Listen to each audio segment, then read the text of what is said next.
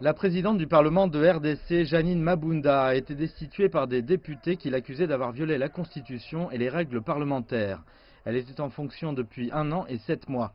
Des centaines de partisans du président Tshisekedi se sont rassemblés devant le Parlement pour suivre les procédures.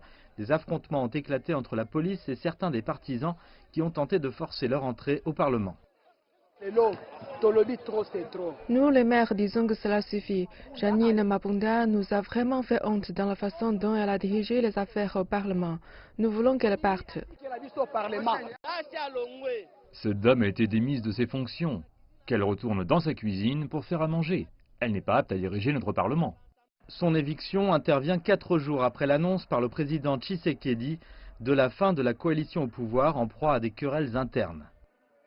La pétition pour destituer la présidente du Parlement, Janine Mabunda, s'inscrit dans le cadre de la lutte du pouvoir plus importante entre le président Félix Tshisekedi et son prédécesseur Joseph Kabila.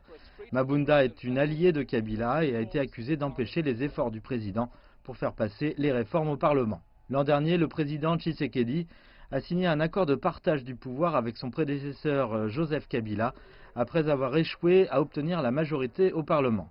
Mais leur coalition FCC-CACH a été secouée par des divergences sur la nomination des juges et la gestion d'autres institutions gouvernementales.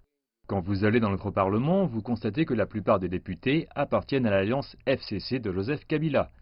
Le président Tshisekedi estime que la seule façon pour lui de réussir à faire des réformes dans le pays est de retirer la présidente alliée à Kabila.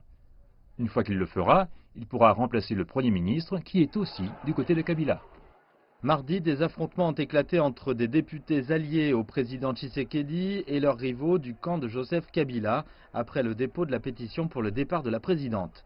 Le chef de la mission de maintien de la paix de l'ONU en RDC a condamné les violences et exhorté les dirigeants à résoudre leurs différends pacifiquement. La RDC a assisté à sa première passation pacifique de pouvoir l'année dernière après des élections longtemps retardées. Mais la rupture de la coalition au pouvoir en RDC a provoqué une crise plus profonde.